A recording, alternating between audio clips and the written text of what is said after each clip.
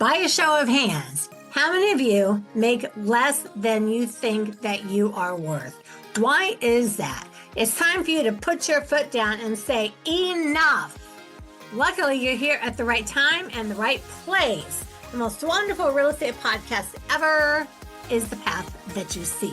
I'm Dwanderful Twyford, and I have closed over 2,000 deals. I've been investing for over 30 years. I've seen all the markets, and I've done over $500 million worth of deals. I mean, think about that. $500 million worth of real estate.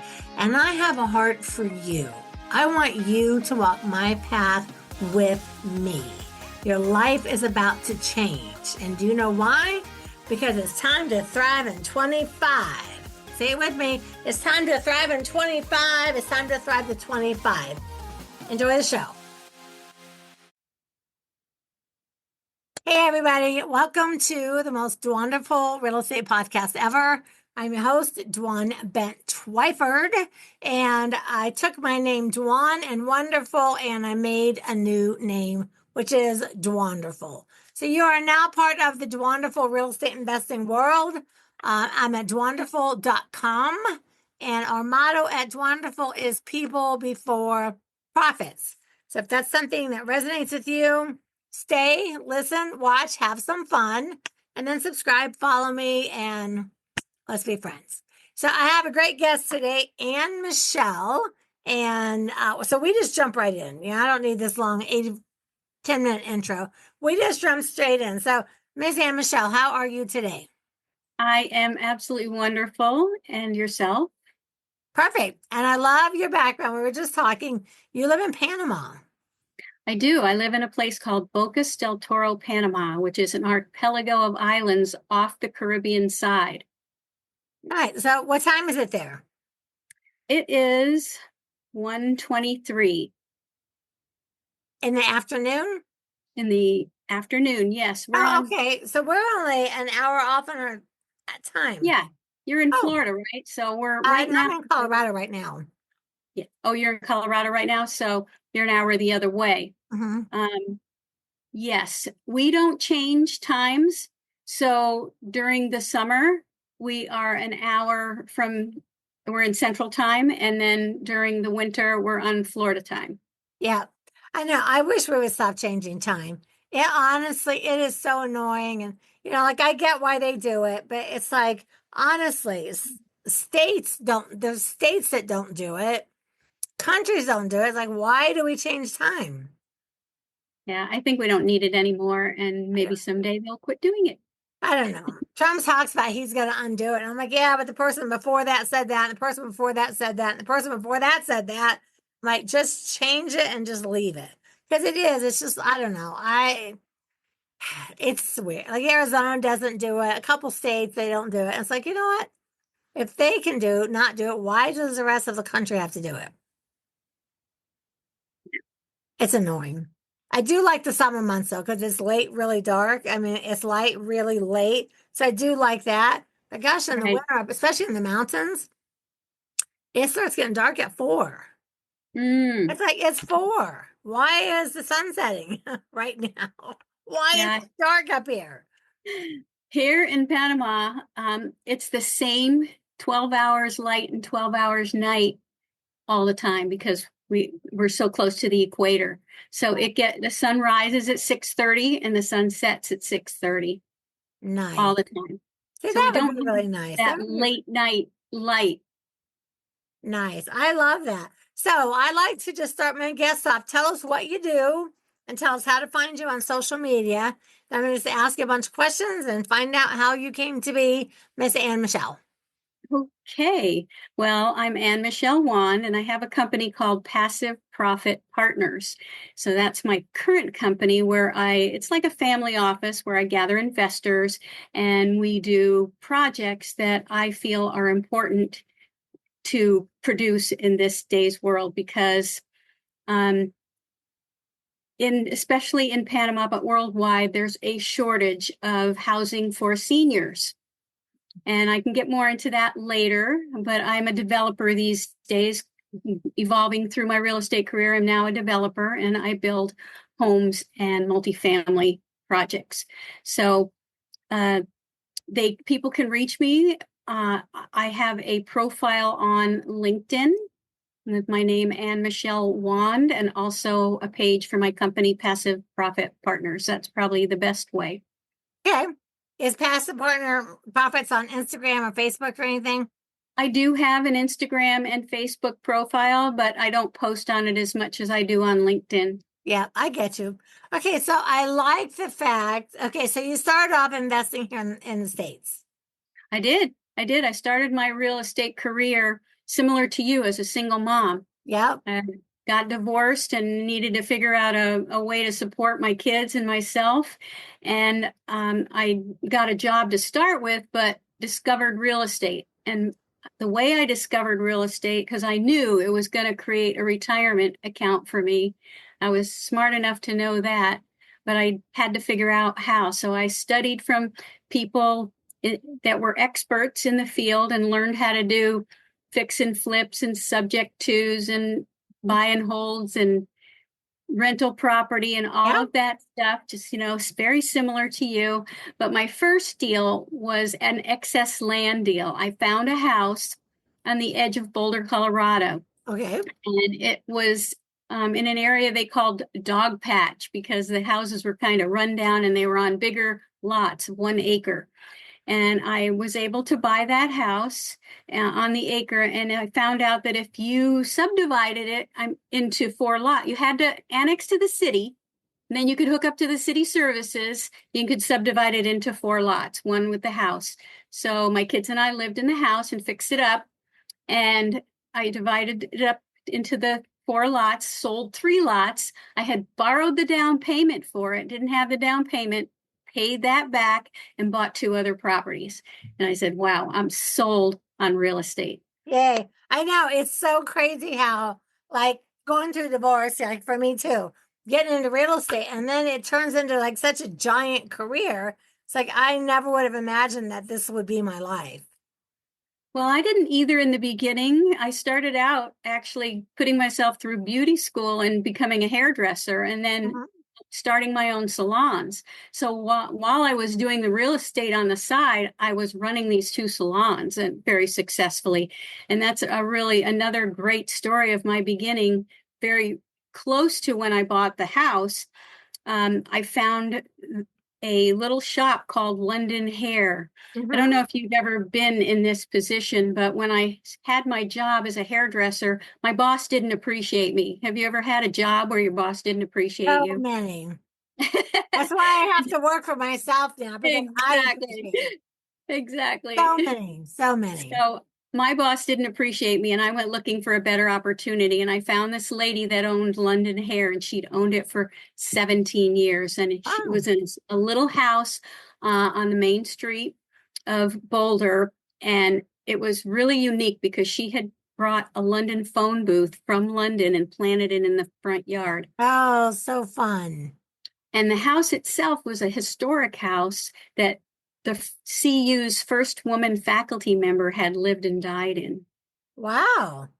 Yeah, it was really interesting. And it was a duplex. And she had her little salon on half of it. And the little old lady that then lived in the house had a life estate on the other side. So I bought the business from her. I had just sold one of the lots, so I had a down payment for the business. Yeah. I paid her off in about 3 years. And then she also owned the house, but I had to continue with the life estate for the little old lady. And I did that happily.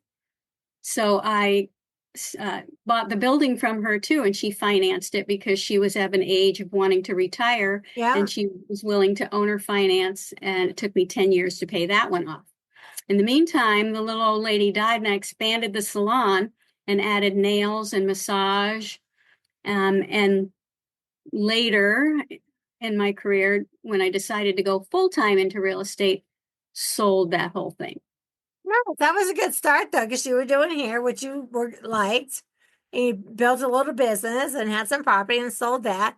And then I love that story. And then went full time into real estate. That's amazing. Yeah, So that that's was when I in got, Boulder, right? that was in Boulder, Colorado. Yes. Nice. Good for you. Good for you. Yeah, I mean, it's not easy as a single mom, buying a salon and running that and taking care of the kids. How many kids did you have? I had two boys. They were 9 and 10 when I got divorced. Yeah. Yeah. So, I mean, my daughter was 8 months old.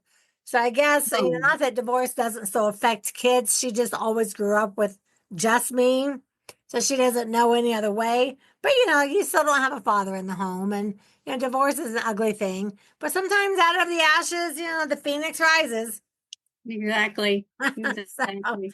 right. So when you were doing as I want to talk about your developing and stuff like that. So then you were into real estate for how many years before Oh you said, gosh, "Hey, I'm going to move to Panama and I'm going to start building and doing things." And right. Well, I always had this dream about living on the Caribbean Ocean. Since I was a kid, I wanted to live on the Caribbean. And when I went to college, I chose colleges that were on the ocean and ended up going to the University of Miami in Florida, nice.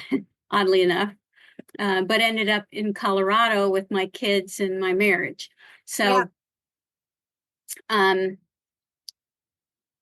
uh-oh, I lost my train of thought. that's okay. We're talking about getting from the real estate to Oh, starting to the yes. building and the developing.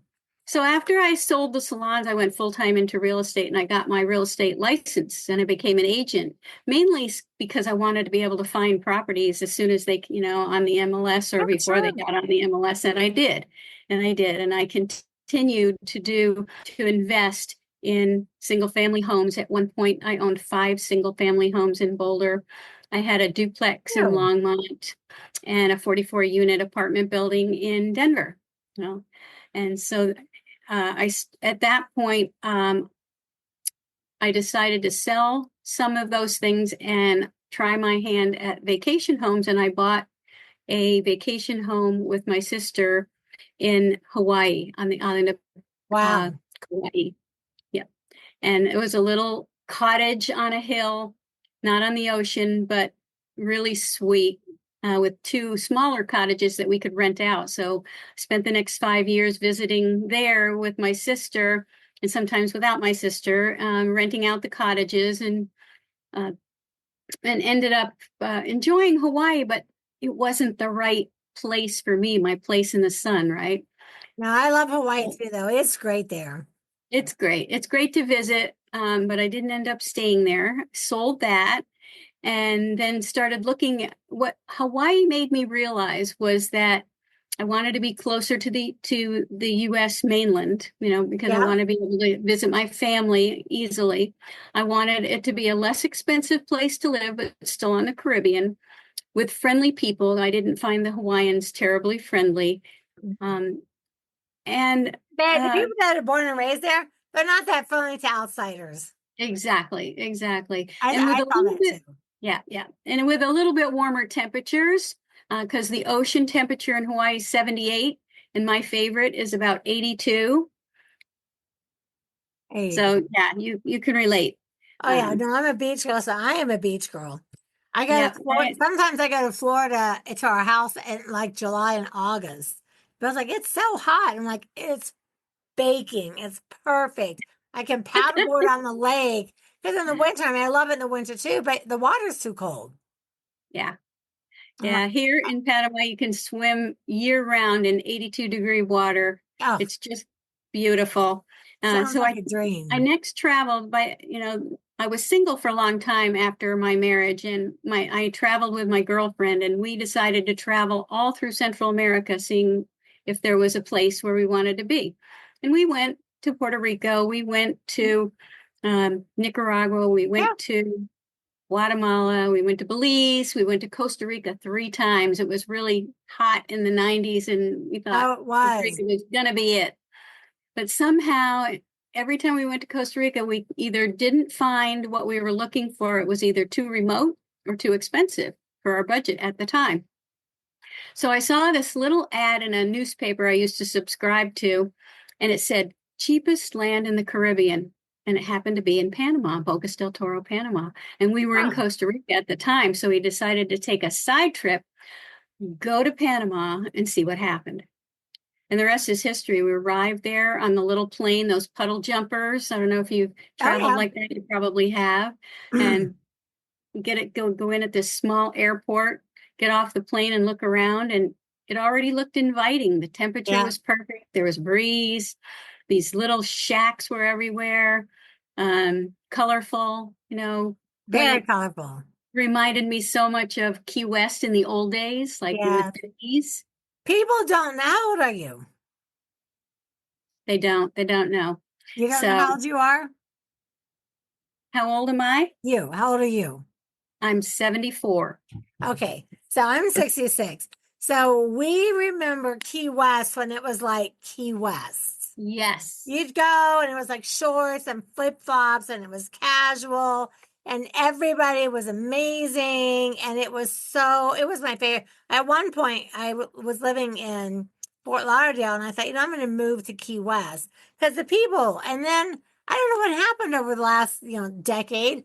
It just got fancier and fancier and they got rid of all the old things. And now you go there and I mean, I drive the whole place. I don't recognize anything.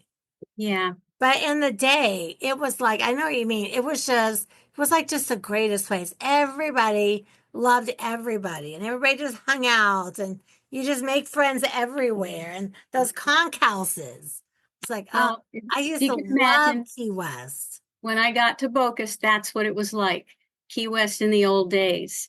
And so I liked it right away and ended up buying some land, 2 pieces of land, one on a little island called Solarte, because there are 9 islands here where people inhabit, and Oh, you get everywhere by boat. And it was so exciting and adventurous to think about and to want to do. And then I bought a little piece of commercial land in the town of Bocas called Bocas Town. Uh, for several years after that, I went back and forth from Boulder to Panama, visiting whenever I could and just enjoying it, on every vacation. And the vacations got longer and longer. And I still was operating my business, which was real estate yep. in Boulder. And lo and behold, a year after I bought those 2 properties, somebody convinced me to go to the mountains of Panama. And I didn't want to go because I said, I lived in the mountains. I'm from Colorado. Yeah. I've had enough mountains. But they said, you got to go. It's just absolutely stunning. So I went. And I went to a place, a guy who had moved there, an American expat who moved there and married a Panamanian, moved from Breckenridge. I think he was Oh, originally from California, but he moved from Breckenridge, a tech guy. And he had bought an 80-acre coffee farm up there, and he was developing it into a gated community with about, I don't know, 20, 30 homes and a river running through it and coffee. It was a coffee plantation, and he left a lot of the coffee on the hillsides. So it's just gorgeous. And he put a 9-hole golf course along the river. that sounds And fabulous. was just platting the roads at the time, and I couldn't resist. The prices were so incredible. I bought a 3-bedroom villa to be built. They build it for you on the 3rd hole of the golf course, even though I don't play golf. Yeah, me either. It didn't matter. And it was beautiful up there. It looks just like the Rocky Mountains, but in tropical foliage. Oh yeah. Oh yeah, yeah, yeah. No, I And love the tropics. So is that how you decided to get into being a developer?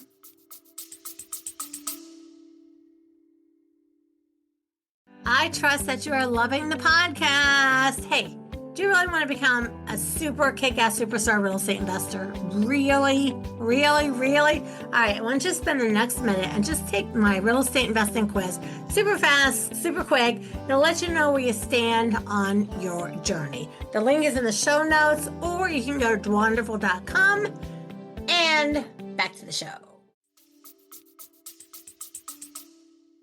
well, no, I didn't develop for many years after that. For a while, we would split our time 3 ways now. We'd be in Boulder and then go to Boquete, which is where this little mountain town is, and then down to Bocas, 3 months, and 6 months in Colorado. Well, gradually, we decided that we wanted to be, because by this time I was remarried. Okay, so my husband and I and our kids are all grown. Yeah. My mom passed away and all that. And I was waiting for a lot of that to happen to be able to make a move full time. And so my mom passed away in 2006. I'm And sorry. then the crash happened in 2008, right? And that was the catalyst that said, you know what? We've been waiting to move to Panama. This is the sign. Let's Yep. do it. Good for And you. we did. We moved to Panama 2009, 10, and started building on the lands that we had purchased. So you had said that some of your interest was housing for elderly. So tell me about that. Well, as I've developed my career in here in Bocas del Toro, Panama, I get to see what goes on and keep tabs on the market, right? Much like you probably do in Florida Mm, and maybe Colorado. And for a long time, I kept tabs on Colorado too. But I actually ended up when I first moved here, I could see a boom happening, and I couldn't resist. I opened a real estate franchise here and ran it for 10 years. And had a lot of fun showing property in a boat to everybody. So I still wasn't a developer, except I was developing my own properties. The right. little commercial property where we had offices, and my girlfriend, who was my partner, had a spa, and we had some rental cabins and things like that. And then my husband and I built a house, our own house, on about an acre of ground that we have on the island of Solarte. So after 10 years of running the franchise, I decided, okay, it's time for me to try to retire again. You know, I seem to be able Yeah, to do I'm that. with you. And I sold the franchise to a nice young couple who want to take it to the next level. They're doing very well and they rent from me. So Good. that worked out perfect. And I started building one house a year to sell, just to have fun, keep myself busy. And so there was a shortage of houses in the $200,000 to $400,000 range. So with me just building one house and selling it per year, I did pretty well. I'm on my third house right now. I just put it for sale, I think a couple months ago. And watching the market change and watching all the people that came here 20 years ago age and start to need services, and there is no assisted living here whatsoever. Really? Nothing. It's not, there is some in Panama City, which is an 8-hour drive from here or a 1-hour flight. But in our little town and in the other little towns like Boquete, there's nothing. I said, what if I built a little community for elders in this area and Yeah. offered those services, both independent living and mildly assisted, to get started? And people could have a higher standard of living. Yeah. They could thrive in their elder years at half the price you can live in the States or buy this kind of thing in the States. And that's my next project. Is I'm gathering investors, and I'm going to be building this little community here in Bocas, and That is perhaps so one in cool. Boquete as well if it goes well. So the passive partner profits, what is that? Is that That's people that are looking to invest with you?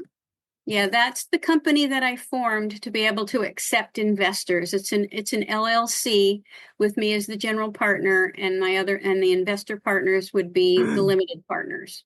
So are you going to be doing syndications with that? It's not I don't call it a syndication. It's not, because I'm not in the US. It's more like a family office. These partners are going to be more like my family, where we're going to group together and do a property together, except I'll take the lead on it. Nice. Yeah, I that is so neat that you're doing that in Panama. I didn't realize in some of those countries that they don't have places for what did the seniors do? Yeah, well, the Panamanian culture in the past has always taken care of their elderly at home. And maybe it was that way in the United States 100 years ago too, right? But as the people get more educated and they start traveling and becoming, because the middle class here in Panama is developing, unlike the United States where it's dwindling. Right. Here it's developing, and there's a lot of businesses that need to open and that are opening, and the middle class is growing, and they are just demanding certain services. And I think that elder housing is going to be one of them in the future. So it will be not only for expats, but for the educated business owners of Panama as well. Yeah, I love it. My husband and I have talked about someone down the road is like, we should open up some senior living where everyone and like instead of like you know how they play like the quiet music, it needs to be like Rolling Stones and Led Zeppelin and let them all smoke pot like they did when they were in the 60s and have like a rock and roll senior living. Like, Mhm. here's your weed, here's your wine, here's your whatever. We're playing, you know, uh, Yeah, the that's a good Beatles, idea too. the Rolling Stones, and like just like all the people in their 60s that are, they're in the 60s that were like in their 20s, like let them relive that in their older age. Absolutely. That's a great idea. That's a great idea. I don't know that I'm going to do the theme with weed and everything. It isn't legal here yet, Oh, wow. I don't even but smoke it, but I just know that like everyone that I knew, people that I know now, because I'm 66, that are like a decade older that were, in the like I graduated high school in 77. So like yeah, my 20s were really in the 80s. And it was yeah, like disco and like that was yeah. my 20s. Oh my God, people that were in their 20s, like in the 60s, they just No, like totally. You've got partied. They were like, hippies and flower children. They went to Woodstock. It's like, how much fun would that be to let them live their elder years like that that was too? me. That was me. I graduated in 1969 and Woodstock was 30 minutes from my house where I grew up. Did you Yeah. go to Woodstock? Uh-huh. You went to Woodstock? Did. I went to Woodstock. Oh man. I tell you, I look at that and I'm just like, that had to have been such a once in a lifetime thing. It was. It was absolutely a once in a lifetime thing. I didn't stay the whole time, but I did enjoy myself.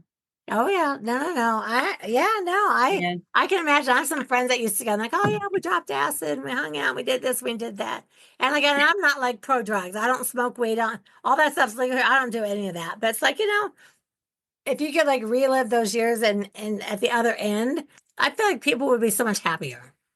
I think that some people want to do that. My community is going to be called Active Agers because I want people to thrive in their elder years, and create the next blue zone, eating healthy food and doing great activities and immersing yourself in the culture and stuff like that. Yeah. I think that, I mean, my mom's 88, so she lives in assisted living. And like, I guess she lives in a senior building and they have like Yeah. a nurse on staff, but you live independent. Yeah. But I see her not being as active and not going to they have activities every day. She doesn't do as much stuff as you. And she's like, oh, I'm 88, I'm tired. And I look at my 98-year-old aunt and she lives at her house and she goes walking every day for a mile every day, 98 years old, just. And I'm just Wow. like, and if you don't really put people in a situation to really stay active, Yes. they decline so much. Exactly. Exactly. So, no, I don't want to make it like a big apartment building or anything like that. It wouldn't fit here. It'll be little tiny homes so people can have privacy, but it'll have a big central area for activities and lots of activities for people to do, including alternative therapies and pickleball and a nice library and a game room and all kinds of fun stuff and great food. That sounds like that'd be really fun. After you get a couple of those built, let me know. Maybe Bill and I will invest in a couple of those over there. Well, you never know. I will let you know once I get started. I have some investors coming down in a couple of months, 6 to 8 weeks and I've already got the land picked out to show them. So I think that sounds like a really super fun thing to do. And you're at that age too where you're wanting to retire, but still you're building and developing as you want to stay active and I things want to like stay that. active. That's what Oh keeps yeah, me me too. young. And, I may end up living there in my 90s. Who knows? You might, you never know. You might be like, hey, this is amazing. I'm going to live over there just because it's fun. Yeah. Well, Ah, right now, yeah, our house is over on pier post over the sea. We have a house we've built right over the ocean, so I get to look at the ocean every day and ah, wake up to it. But it's built a story up, so you go up 13 stairs, and it's great for now. It keeps me fit and healthy, but maybe not forever. I don't know. You seem pretty healthy to me. I am I very feel healthy. like you're thriving away. I am. I am. I take no medications, and Nice. I'm very active every day. So. Nice. I love it. I love it. And I think what you're doing is amazing. So, how can people at the Dwanderful universe, how can we help you reach your next goal? Reach my next goal? Oh my goodness. Well, I'm at the stage where I'm open for, people who are interested in investing at this stage, being part of the company and the founders of it. You I do have people interested, but I need to raise $7 million. So Okay. No, I mean, I always, that's one of the things that I tell, I like to ask everyone I interview is what can we do to help you reach your next goal? And if absolutely. you need people to invest and invest in Panama, you need to raise $7 Just in million. Panama. Come on, I guys, all believe of us sitting around with money. Right there you go. I believe it's a great diversification for people living in the United States who want to diversify their real estate investments. Yeah. You might think you're diversified, and I have a little booklet that I wrote, 7 signs that you're overinvested in the United States, so that you should diversify more. And why not in Panama, where it's up and coming and the economy is good and the canal, holds it all together. And Yeah. Yeah, I've been to Panama, well, just on cruises. I think I've been there twice. And one time I took my dad on a cruise and we went through on a cruise the ship, like canal, through the whole canal. It's like, yeah, that's such a neat thing. And we got off absolutely. and went shopping. And I don't know where we went, but they took us to some, like a giant mansion that had a giant pool and people were serving food and everything. I don't even know where. And it was like, Wow. this place is so beautiful. Yeah, it's a stunning country. I think everyone should at least come and visit because there's so many places you can um, go and enjoy different types of living. City Mhm. living in Panama City, where 2 of the 4 million people live, country living on either of those farms or the mountains, and coastal living on either of the two oceans, the Pacific Ocean or the Caribbean Ocean. So you've got a lot of diversification just in what people may want. If it's too hot for you on the beach, you just go 3 hours into the mountains and you've got the 75-degree weather instead of the 85. Nah, I'm a beach girl. I'll be visiting you at the beach. Yeah, yeah. So let me ask you some personal questions. What's your favorite band of all time? Oh, that's easy. The Beatles. I love the Beatles. They are the best band of all time I to really, me. I agree. My husband, we have four grandkids, so they're 10, 9, 5, and 3. Right. So we are the ones teaching them about music, and we started off like 2 years ago. And we buy them like they have a little CD player. They have like 50 CDs each, but they're kids, and we don't want them like on their phone and using the internet and stuff. And so we started off with music from the 70s because that was like the last decade where there was no cursing in all the music. Because then, after by the 80s, they were cursing. Yes. And now they just say, like, the music's so vile. I'm just like, ugh.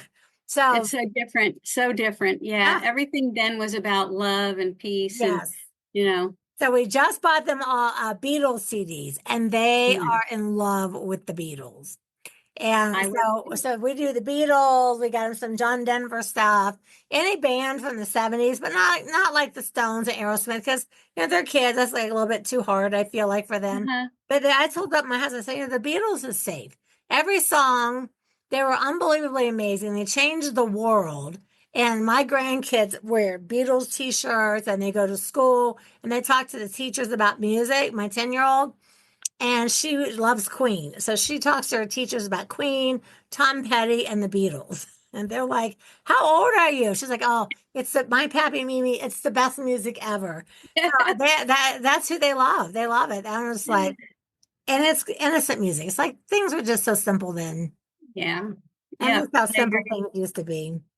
What's your favorite food? What do you love to eat? My favorite food, watermelon. Mm, I love them I too. love fruit. We have such wonderful tropical fruits here, and so I eat watermelon, mango, and pineapple every day. Every day.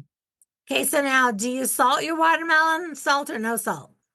No salt. I don't have to. It's really sweet. Oh, it is. I have always, we grew up in the country. So we raised watermelons and uh, pumpkins and cantaloupe and all that. I don't know. My dad or someone's like, hey, put some salt on that. So I have eaten watermelon with salt on it my whole life. Well, I have eaten it that way, and my understanding was that the salt was to make it taste sweeter. I don't know. My grandkids, I only have one grandkid that likes it that way. The rest, like, no, it's good like it is. So, no, it is good like it is.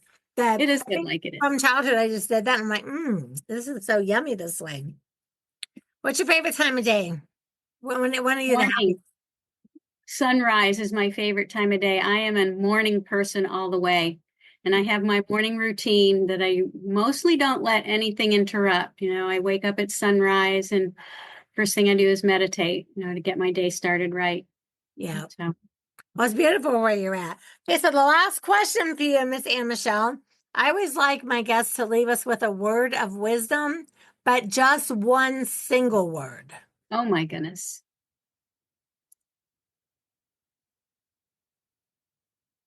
Well, diversify. Okay.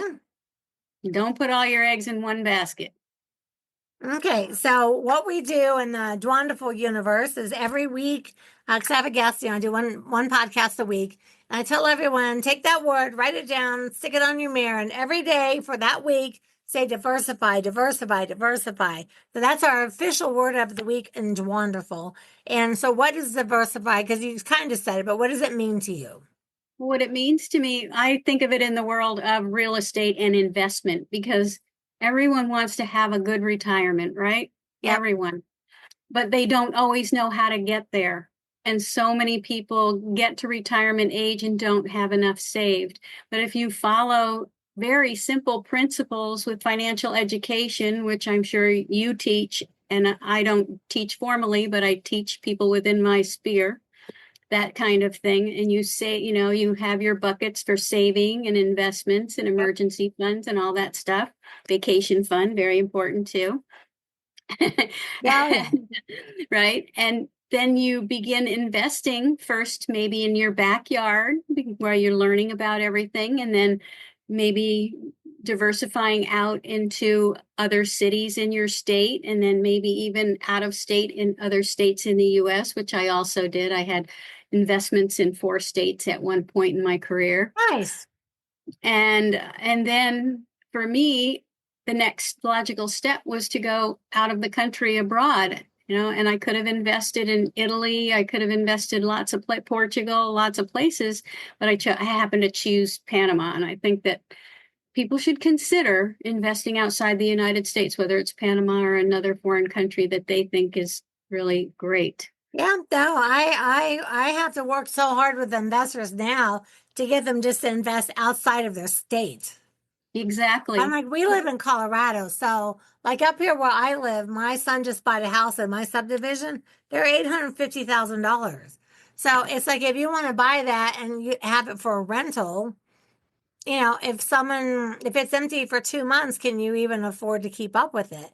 And my husband is Exactly. from Clinton, Iowa, which is right on the Mississippi River and is very, very Midwest. You can buy a really nice 3 bed, 2 bath house for like 60 grand. And they rent for Exactly. 1,200. So I'm like, tell me, like, listen, you can't always invest where you live. Like California is expensive. Colorado's so expensive.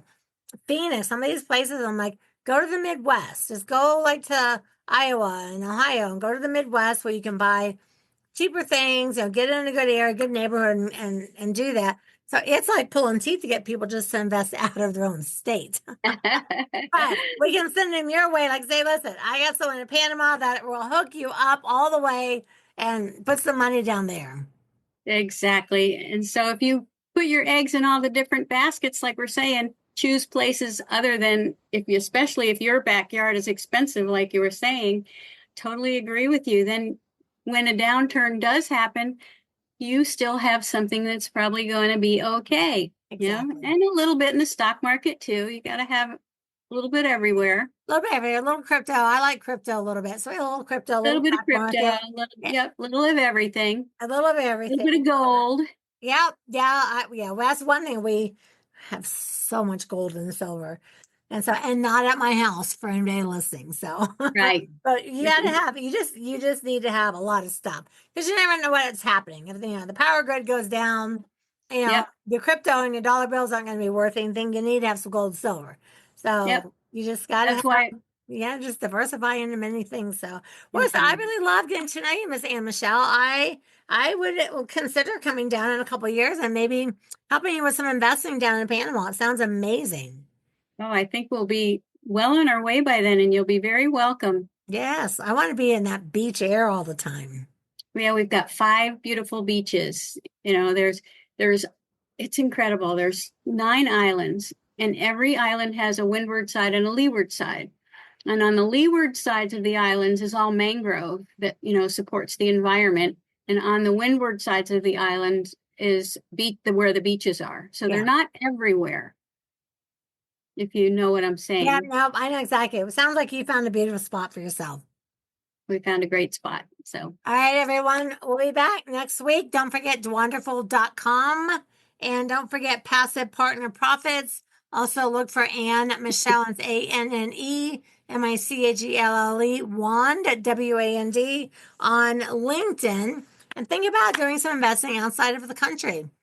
I know many, many, many people that are my age right now that are moving to Panama and Puerto Rico and places like that. So keep it in mind, everybody. And thank you, my darling, for being on. You're just so great.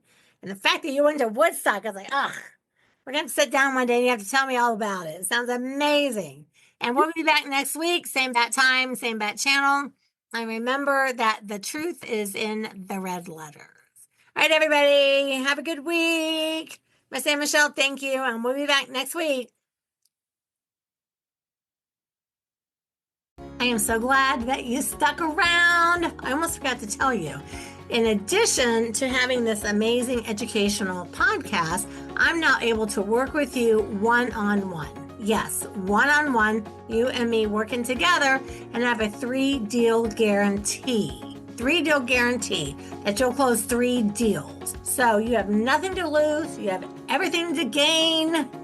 Take the quiz. Go to Dwanderful.com. Take the real estate investing quiz. See you on the other side.